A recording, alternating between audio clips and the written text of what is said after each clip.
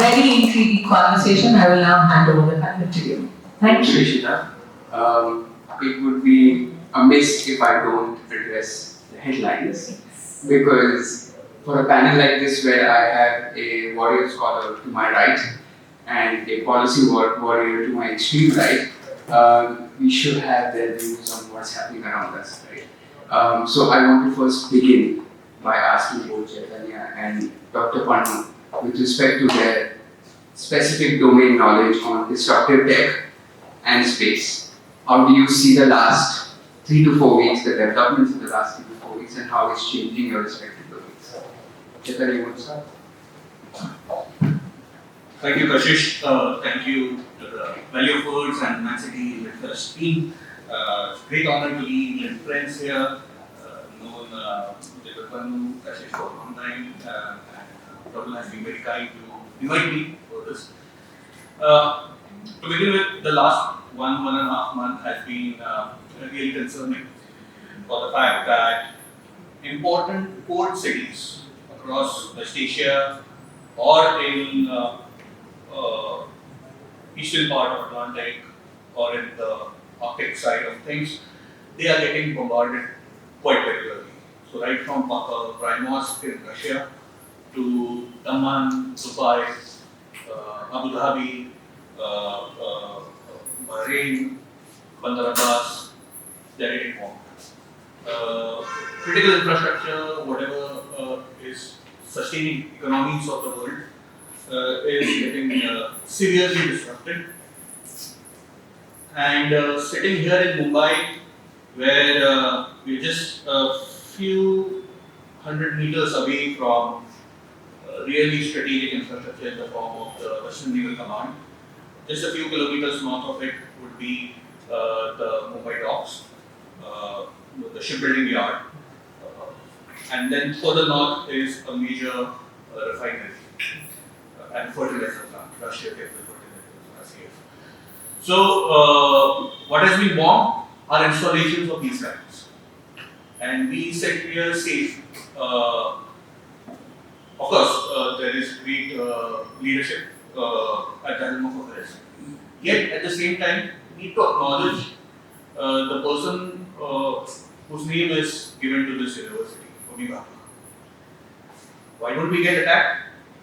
Because he was a catalytic personality and he ensured that making India a nuclear power gave it a certain deterrent. So, we owe him a lot because of that foresight that he had in the 1940s and 50s that has given us a sense of security. And this also happens to be a prime premise of the book that is shown here, The Long Siege. In this book, what I've tried to write is how oceans have been critical for not only global geoeconomics today, but it has been so for a very long time. One of the major reasons for India's colonization has been the complete control of the colonial powers over our port infrastructures. If you look at the history during the colonial times, you would find that none of the ports, small or big, were in control of any of the Indian princely states. They were not in control of any of the Indian mutineering organizations. All those who carried out revolts in Bengal or here in Maharashtra, they were the ones who were successful because they targeted the prime British economic sectors. So one has to revisit history in that fashion. And one of the reasons why the sun never set on the empire was that they invested meta-strategically on science and innovation. It was their colonial pursuits that led to a lot of innovation. So innovation that went into maritime technologies, innovation that laid down the first telegraph cables all across the world. So the kind of importance that today's optic fiber cables carry, submarine cables carry, the same importance back then was accorded to telegraph cables. So colonial pursuits made it happen. Unless you don't have colonies, you are not going to lay down those kind of things. That is number two. Number three is industrial revolutions happened around that time. Again, from the colonial route, of course, but there were efforts that were put in to ensure that the control over vast spaces, geographical spaces across the world, is maintained through technological upper hand. And all of this that you see back in history happening is again happening in a similar fashion. I'll give you the last example here. 1945 was the year when the Tata Institute of Fundamental Research, not very far away, was formally established.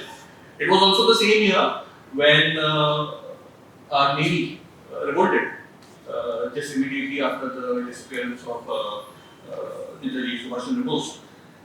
And if you see, when the revolt began, one important communication line which extended from Khadki in Pune up to the base here, the West Bengal Command, the base here, that entire communication line was taken charge of by the revolting men, sailors. And the same line was used to create communication disruptions from Singapore, again a major British port, British controlled port, up to Bahrain, HMS Bahrain, Jafar, Aden, and till the Bab al-Mandab, which is going into the Red Sea, in the Straits. So this is what we disrupted. And what do we see now? The same bases, the same patterns getting revisited by the colonial forces who created these states over the past 75-80 years. So history is getting repeated, is what I see. Chaitanya, before we move to Dr. Pannu, I have a quick follow-up since you gave that historical perspective on critical and strategic use of communications. You have an interesting recent article for a while on geospatial imaging and how that is sort of being used as a lever by parties involved in the tensions in West Asia. Can you just update everyone on that? Article? Yeah, sure. Just like in Mahabharata, you had Sanjay giving regular updates to the king about his sons, his 100 sons. We today have a technology which is known as geospatial technology, which since the past 35 years, since the onset of the First Gulf War, has been used to observe the battle space, how it is evolving, and whosoever has had control over those battle spaces, the control has been offered through outer space, through satellites that are imaging these battle spaces 24/7. Now, you've all heard about some of the Indian space startups. India has a great space program, but we never militarized the space program the way that some of the great powers have. And what has happened is, let's imagine, or let's think of the Galwan crisis, 2020. What do you know of Galwan? You haven't seen Galwan. What you've seen is satellite images of that particular location. It does not give you an idea of the terrain, it does not give you an idea of the crevices, the big deep valleys that the location is littered with. But you've seen the satellite images. Commercial companies have been offering these satellite images to a lot of militaries across the world. And militaries have been buying these commercial images thinking that, okay, it's just based on subscription. I just need to pay money and they give me images. The problem right now is commercial images are being denied in certain regions. So for instance, we have big oil companies, Indian oil companies getting oil to Indian refineries. We want to know the status and the well-being of our ships. We have no clue from the geospatial side of things whether our ships are doing well, they're healthy, or are they being attacked, are they being cordoned off or garrisoned by any of the forces involved. So there is no clue coming out of that. So that's one thing. Images are being denied. So what does that do? Are we able to depend on any of the commercial companies? Are they dependable for our security needs? No. Second aspect is Starlink. We've come across various instances where Starlink terminals, the ground receivers, which are as big as, let's say, this particular table, the center table kept here. And these are portable terminals. You can pack it up in your bags, backpacks, and carry it anywhere. They have been used in territories that are right now marred by terrorism or insurgencies or secessionist activities. And you have commercial companies who have shown strategic vested interest in ensuring that legitimate governments who are denying these terminals now have a counter in the form of the insurgents having access to these terminals. So you are arming the insurgents by offering them connectivity, and connectivity in the form that the country who is legitimately in control cannot deny, cannot disconnect. Warfare में या फिर conflict situation में क्या होता है? The government cuts off the internet services. यहाँ पे क्या हो रहा है कि in conflict situation the internet is not getting disrupted at all. And whereas terror groups, let's say in the northeast, terror groups in Kashmir, just right before Pahalgam, the larger group which made it happen, the heinous attack on civilians, they had used satellite phones. Satellite phones made by Chinese companies, satellite phones made by Starlink were used in Northeast. Satellite phones are now being used for trafficking drugs, and one haul that is getting confiscated is worth 6,000 crores. Massive. So space technology is being used by nefarious actors, and that's how the next generation of warfare is upon us. That we have to ensure that all these nefarious middle players do not get access to this legitimate technology. Otherwise, the technology itself will get riled up in controversies. Thank you for bringing up the role of private sector. I'll come back to that. But before that, Dr. Pannu, same context of what's happening in West Asia from the standpoint of disruptive tech. We've been reading about cheap drones being used by the Iranian side, and the other side is spending millions to shoot off some of these very cheap drones, right? That's one example of a disruptive technology being deployed on the battlefield. How do you see the events of the last 3 to 4 weeks sort of change the nature of warfare? Thank you, Kashish. Hello. Yeah, I have to keep it pressed. That is future of technology. Yeah, no, I think I'm present with you. Okay, thank you, Kashish. You, as your name suggests, this is very relevant to today's subject. You are Kashish, you are gravity. And in the outer space, when you talk about gravity, is most relevant. Without gravity, there would be no space technology possible. So, Kashish, thank you for making it possible. In last about few weeks or months, the world is watching. We have televisions, we have the flow of information that comes, whichever way it reaches us. But I think you would have noticed one thing, that science is in the forward gear, while the sensibilities, which is mentioned there, the sensibilities are in the reverse gear. And I really appreciate somebody who's designed this, curated this, and given a title to our discussion. And it is true for oceans and also outer space. And because of this difference of sensibilities in the reverse gear, the technologies are being used against humanity. There's huge amount of destruction, where initially when we start talking about technology, we always hope, pray, tell a scientist, thank you very much for this. At the end of it, most of that goes against you. Artificial intelligence is now bothering people, making life simple on the left, but making it extremely complicated on the right. Making jobs look different, but also joblessness staring into our eyes. So as a result, what you see happening west of us is a display where greed has taken a huge amount of space in the mind of people. We have started using machines now to help ourselves to satiate our greed. Earlier we used to dig with manual tools and all that. Now you're digging with earth moving plants, and then now the huge amount of machines that are coming in which are bigger than this building. They are digging the earth and doing stuff. We are building huge rockets which are throwing huge satellites. And since you mentioned in the last month or so, Elon Musk sends up 50 satellites a day. And if 50 satellites are to be sent out in a day, you say within a month there will be about 700 to 800 on a few days in one month. If that is the daily count, and also we think we are static, we are not static, we are all traveling at the speed of some 1500 kilometers per hour, all of us at the moment. So it means when Chaitanya started speaking and I started talking, and by the time I finished, we would have moved so fast.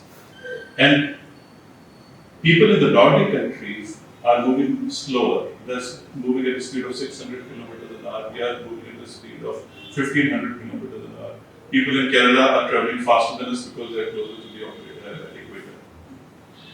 So when all these moves happen, we think we are relatively stable.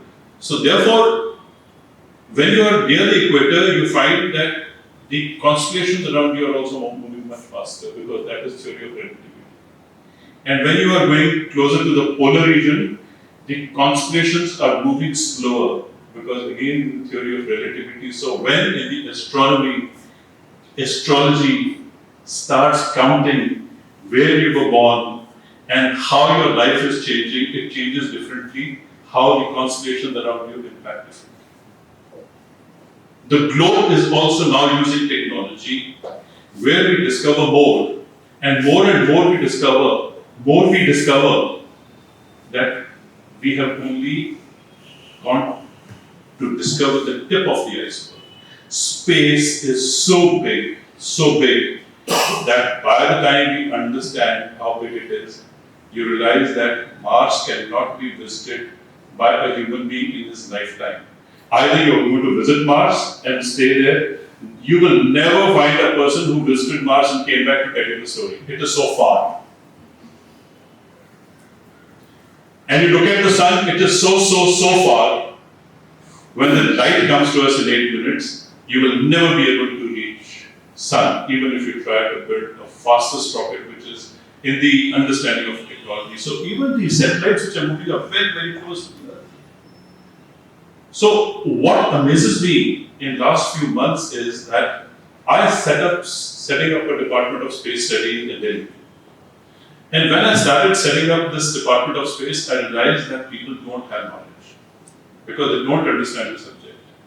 And then along with that, I started setting up the Space Club. I thought, let me not give them something which is so serious looking that people don't enter the classroom because it's mathematics and physics.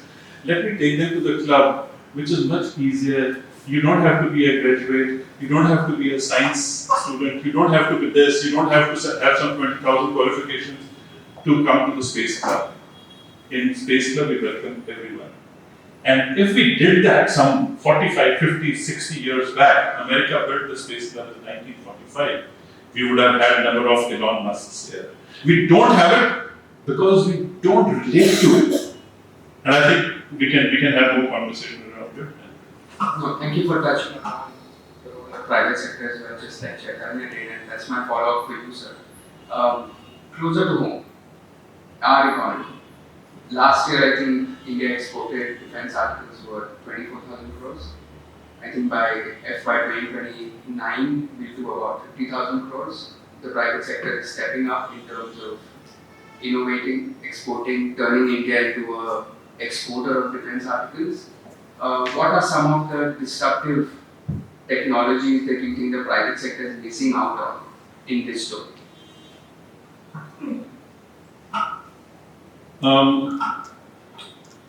This is my subject, and therefore I'm least qualified to talk about it. Sometimes more you study about it, more you find that there's a lot more to do.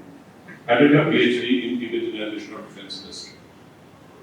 And I realized that we were the top importers of the defense hardware. And between then and now, whatever, we still continue to be the highest importer of the defense is. Second highest report. Yeah, Saudi Arabia goes up, Saudi Saudi Arabia comes down. So really speaking, it's very seasonal. So the point is, let's not take pride and now we have become second. I think we're almost there. What is being exported, really have a look at it. Our DPSUs have not produced anything really worth which the world should run around to buy. Except that we have a BrahMos, which was a joint venture between India and Russia. Large technologies came from there. And we in India have been pioneering in missile technology for quite some time. We have a big degree of all that. And because we have propulsion system, we have some guidance system, but guidance system needs a seeker, we don't have a seeker.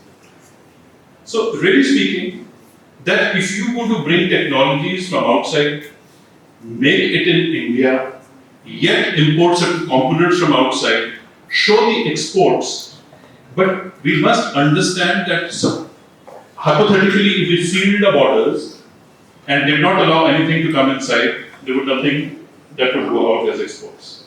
So a lot of technology, niche technology comes from outside. Look at three things: power, bijli. Today, if you don't have electricity, actually you can't fight a war.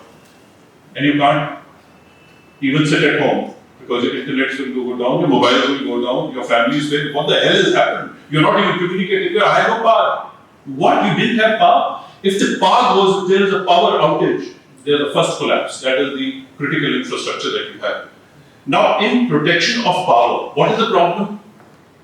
We don't have indigenous equipment in a critical infrastructure. Our routers, our SCADA systems are based on Chinese chips.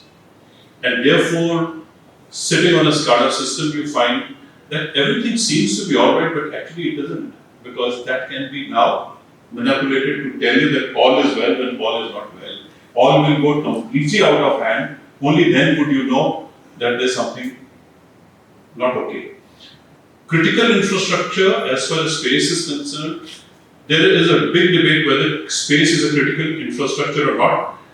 Okay, hypothetically, if you declare space as a critical infrastructure, but space is based on legacy technology, which does not look at the cyber domain as part of the space domain.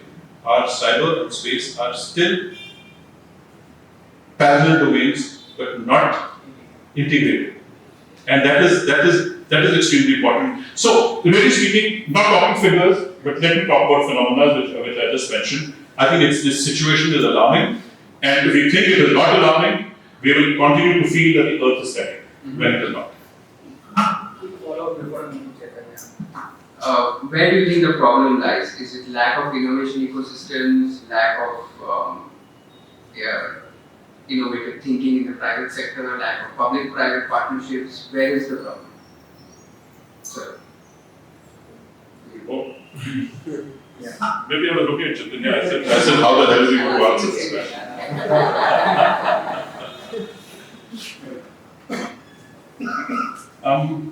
See, there's a big challenge. I want to sound constructive but not critical. But to sound constructive sometimes also becomes a problem, unless you're critical. We have IITs, and if your child goes into IIT, you go and tell the whole town that, hey, listen, you don't even know that my son is an IIT, he's IIM. Okay. But where are they all landing now? At least none of them in the DRDO. None of them in the DRDO. So either IIT is not good enough, because DRDO doesn't need them, or DRDO is not good enough that the best don't go there. So at the end of it, if you think what is wrong with it, I would want you to find an answer in this without my being critical.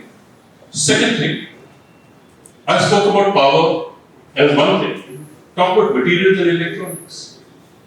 When you see anybody doing research and development, you find why haven't progressed beyond that? I don't have a material, or I don't have that kind of material. I have a material, but I don't have the processing. So I have a material which is which is something which I don't know how to, unless it goes through processing. So for example, cobalt. Cobalt comes from Africa. It is processed in China. So what China has done, not that China's soil is rich in rare earths, it is the processing, the materials, ability that they have, that they are in possession of rare earth.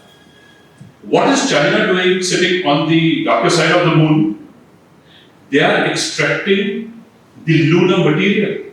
So the planetary materials are also going to be transported to the earth and we will manufacture something which otherwise we cannot manufacture. Now, if you say, yeah, but then what is material and all that? Today, your solar systems are made of material.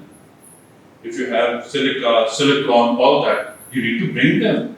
Your television screens, your computer screens, made of materials. You can't build. Earlier we had a fat television, but then now we have a smaller, very lean, because of the materials, because of the electronics. So materials and electronics are both an issue. Why? Because materials we don't have, and materials processing we don't have. And second thing is, we can have the designing ability, but we do not have the fabrication. So if you are not having the power assured, if you're not having the materials assured, if you don't have the processing or fabrication of electronics, then we have a problem on these three accounts. If we invest in these three, I think it would be better off. I hope it answers the question. And it's not like India doesn't have the capacity, right? We have 8% of global proven reserves of critical minerals, but we account for less than 1% of refining capacity, whereas China accounts for more than 80%. So, sometimes it has become fashionable to say all is well. no, I'm saying we have capacity, but we not invested in the supply chains for refining. No. So I'm just saying that if you say all is well, you will never make it well because all is already well, so there's nothing to do. So I was telling somebody 3Ws, not 3Ws as we always speak about. That, for good health there are 3Ws. What are these 3Ws? Workout, water, and worrylessness. But in this case, there are 2 Ws. You have to have the will to do it, and you have to have the wherewithal to do it.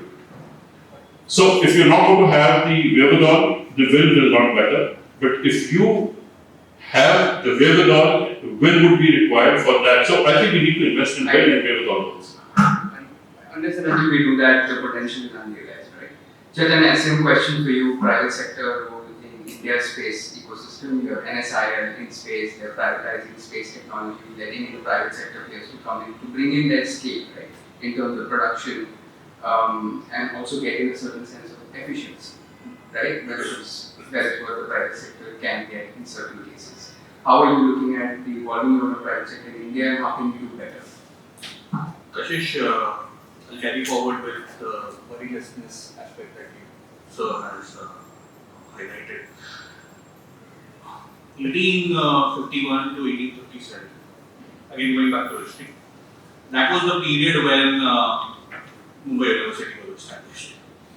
Okay. And if you go to the university campus, if you look at the literature, the typical governmental literature that we create, we see that we were created by a dispatch, a note which was created by one gentleman called as Woods, something Woods, and he ensured the establishment of 3 universities in the country: Mumbai, Bombay, Calcutta, Madras. You'll be astonished to know that 1850s up to 1920s, none of these 3 first universities of the country had a science department of its own. They had no science department at all. What were they teaching? Of course, they were wanting to create, brown sepoys. The brown sepoys were getting created through the colleges that were made. And Mumbai has a number of colleges dating to the 1800s and early 1900s. But up until 1920s, there was nothing for science. The building next to us, immediately next to us, Institute of Science, was the first one because the initial monetary contribution to raise the science college came from donations from local philanthropists, Mumbai-based philanthropists. The British were quite sure that if they give access to Indians to cutting edge science, Indians would, within no time, snatch out their independence. So, had scientific departments, had they got established in a way that they got established in the Oxfords and the Cambridges of the world, we would have had independence before 1900s. Before 1900s. So this book carries that in great details. Denial to high-end technology is something that we lived with for a very long time. Do not give any credit to the royal tag before the Institute of Science. It was just to make the higher-ups happy. It was an entirely Indian institution. If you ask me which was the Indian institution otherwise fully dedicated to science established first, that was one Indian Association for Cultivation of Science in Calcutta. They established it because the well-to-do of Calcutta that time, well-meaning people who had the national interest in mind, they decided that look, these guys are not going to teach us anything, not give any access to laboratories, we want to have our own setups. Again, gathered money and set up an institution. The first two big talents to come out of that institution were J.C. Bose, Jagdish Chandra Bose, and C.V. Raman. So the first institution that you said gives you a Nobel Prize winner straight away. Straight away. You have your Nobel Prize winner there and then. And then just below them you have again a PV of students, a wide queue of students who do excellently well in various kinds of sciences. So if I have to say, the foundations of a patriotic scientific program is in Calcutta, in the IACS, in the efforts of people who made the Royal Institute of Science happen. And again, Royal Institute of Science back then, one of their most prominent alumnus is Homi Bhabha. Patriotism in science is missing today. You have Indian startups, many of them doing exceedingly well. They come to our industry body. Pannu sir and I, we are together on an industry body called as SACCOM Industry Association. 150 odd space startups. Again, there are 10 number of emerging tech startups. Doing well, bright kids, they know their science, they know their tech very well, they know how to build things. They don't know who to ask for patronage. Where does the money come from? Who's funding them? And once you finance a certain tech, the ownership goes to the one who's financed it. So, what do our Indian startups do? Eventually, they get embedded into foreign ecosystems. Who's their first client? It's the foreign client. What happens to their relations with India? It gets procrastinated, a lot of things move at snail's pace. The government and they keep talking to each other on various platforms, they visit various exhibitions. They demonstrate, but there's no business for them. They crave not having business in India. And that's why there is a drain, not towards the West. I'm not saying it's the drain that has been happening since 1960, the way our people move out of IITs, go to the West and all that. It's a different kind of drain here. The drain here is that at this precipice of time, when the world is moving towards multipolarity, there are countries who are now getting into an expansionist mode. Borders are going to change in the next 10-15 years. And for those borders to change, a lot of blood will be spilled, which you see right now happening in West Asia. And it won't be spilled the way it has been spilled in the past, in the medieval times or during the First Two World Wars, in a very different way. Precision strikes. I was driving from northern suburbs right now to the venue. It's a nice, beautiful day today. Very clear, no haze, nothing. Coming on the coastal road. Now seeing all the buildings. And the first image that struck my mind was Dubai की तरह attack हुआ तो Abu Dhabi की तरह attack हुआ तो क्या करेंगे? दमन की तरह, बहरीन की तरह, दोहा की तरह अटैक यहाँ पे हुआ तो क्या करेंगे? I'm not sure where my you know क्या Israeli system को Iron Dome मेरा Iron Dome मुंबई का Iron Dome किधर मालूम नहीं because that's a classified information I don't need to know but मेरे को बचाने तो आएगा ना I live on the 27th floor Operation Sindoor के बाद things were such that since I am into the domain मैं ज़्यादा ही सोचता रहता हूँ तो रात के 2-2, 3-3 बजे तक वो सो जाती ही रहती है बीवी कहती है सो जा क्यों जागा है सो जा ख्याल आ रहा है ना the first thing that was striking my mind was and back then एक अपना दिल्ली की ओर उड़ते हमने इंटरसेप्ट कर लिया था मुंबई के ओर इंटरसेप्ट करता हुआ कोई झलक देख पाऊंगा क्या so I have a big window just next to my bed ऐसे खोल के देखता हूँ देखा क्या नहीं करके वापस so paranoia is important the need to worry is very much important the need to have faith in the system is also very important I'm not saying create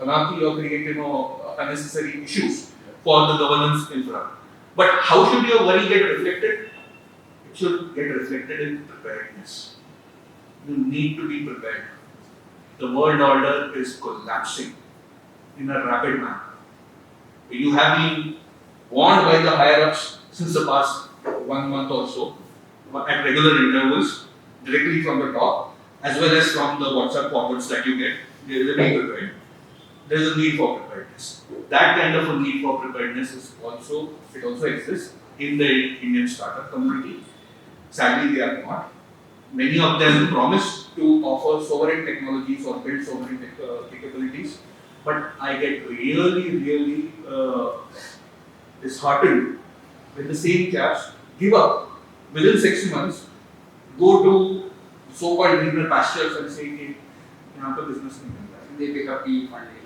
They pick up PE funding, they get accelerated in one of the Silicon Valley or Texas-based accelerator, and they're happy with that. But the problem is, they give up. Not to give up is very important in innovation. You have to be a patriotic innovator. यहाँ पे problems है. मैं मानता हूँ लेकिन problems को solve करने के लिए you have to endure there is a lack of there is unwillingness to endure troubling times everybody wants to have a funky office everybody wants to have a nice photo ops on LinkedIn on Twitter they want to have click pictures with ministers and big celebrities I'm talking about startup entrepreneurs. Unless that thing goes away, unless a new creed and breed of innovator comes who is ready to have a sword kept on their neck, things are not going to move. Dr. Pannu, I'm guessing you agree with that. How do we fix this? I don't know you read my expression, but I don't think so. I agree with it. Please tell me why. No, I'm not saying Chaitanya is wrong. He's 100% right, but my disagreement comes from they don't lose patience because of time that they have spent. They lose patience because they know that however far they may see, but there is nothing coming. And I'll tell you the reason. I'll give you an example. A high technology company came to India. They wanted to do something in satellite navigation. The first stumbling block was that their technology was not known in India. So therefore, how do they get licensed? Who's to write spec against which you have to create a lab?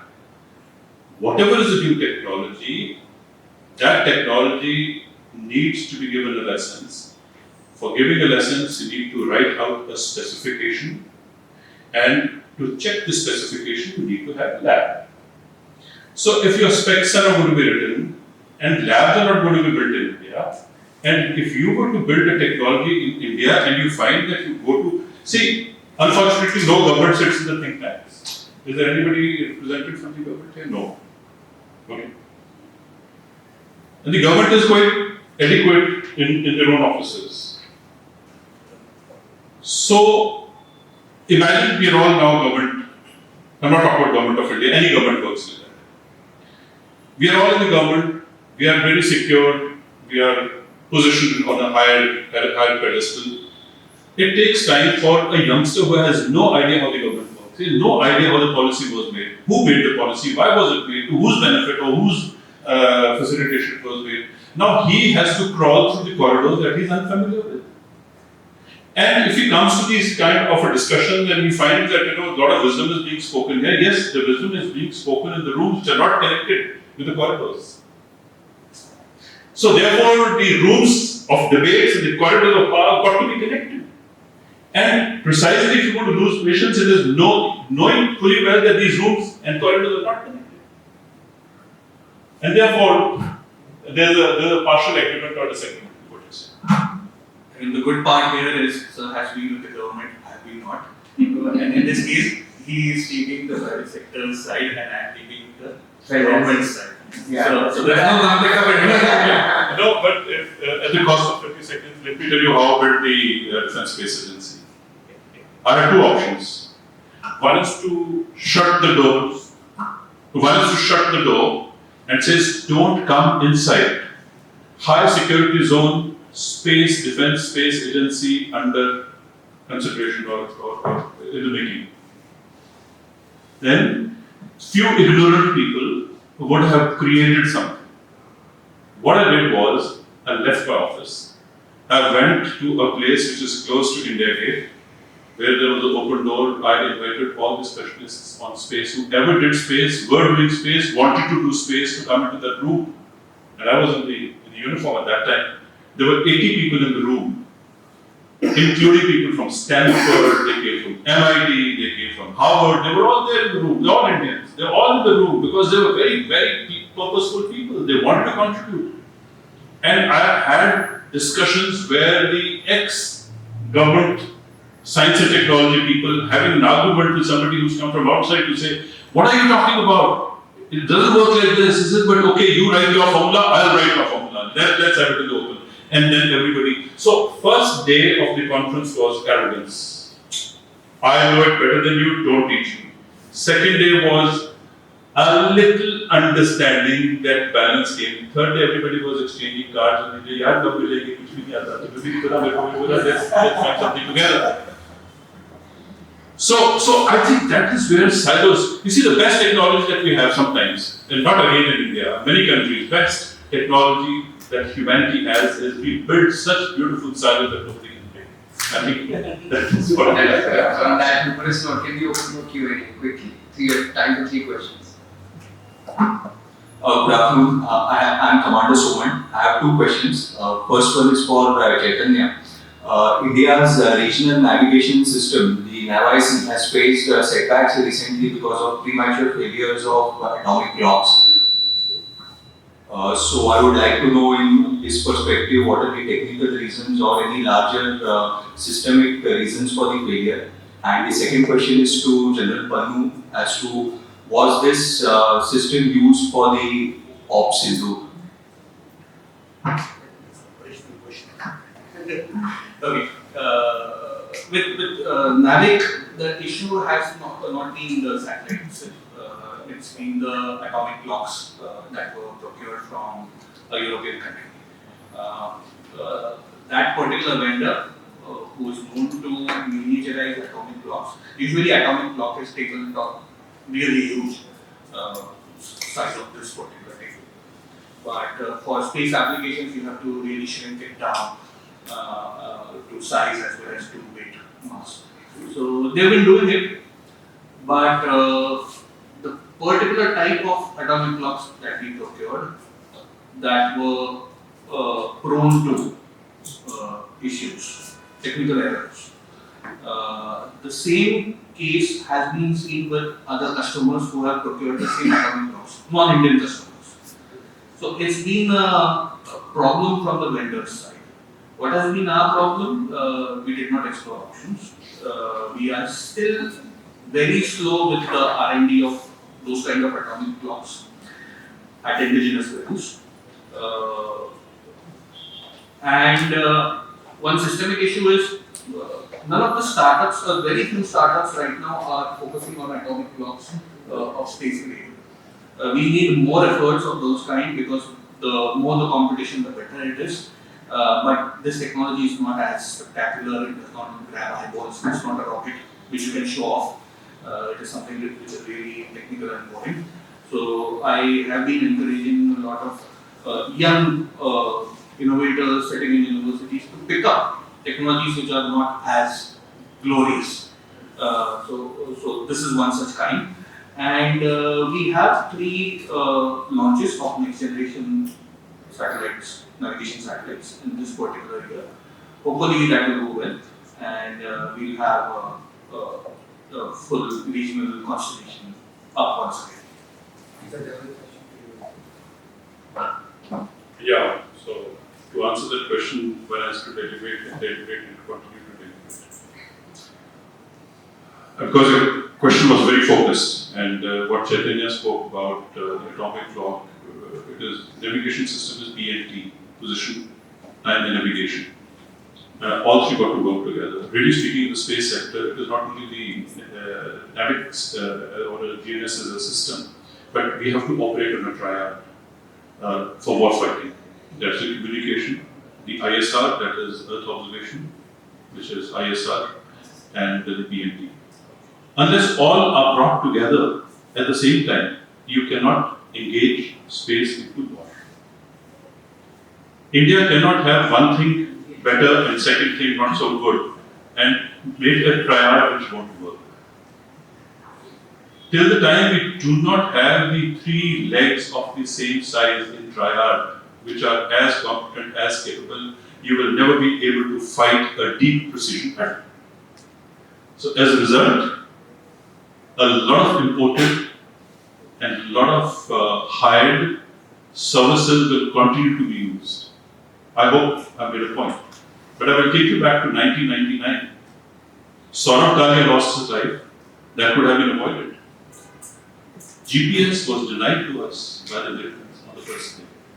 Did anybody realize or question or ask for it? Why was GPS denied to us? If our smart ammunition was to target precisely certain high-rise, precise terrain features, and we were not allowed to cross the line of control, it became more tighter in engagement, and the GPS is off now. How do you go for a precise targeting? Second thing is, we did not have the military satellite communication going. The NAVIC as a system came much later.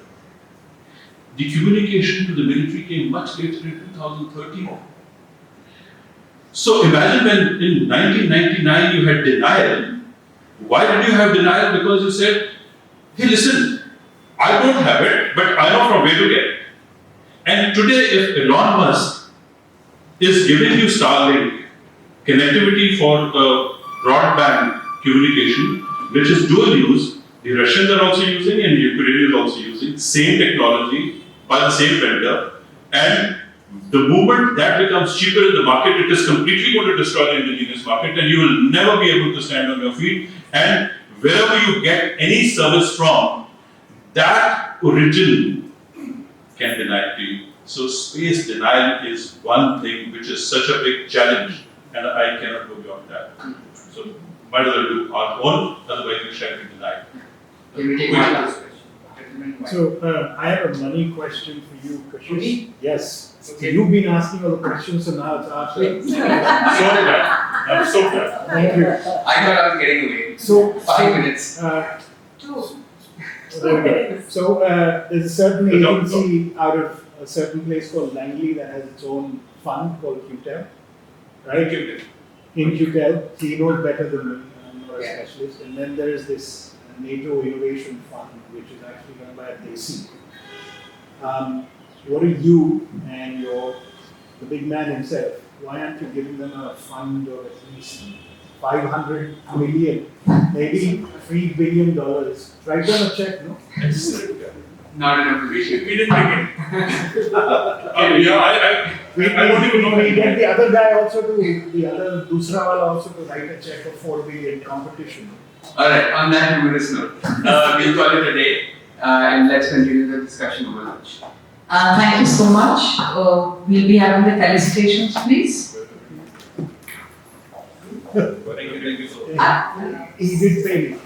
Please request Nishan Dasgupta to do the felicitation for our panelists, please.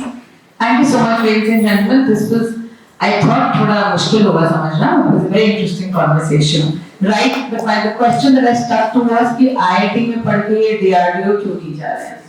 इसका तो हमें कुछ तोड़ निकालना पड़ेगा. Thank you so much, sir. Thank you.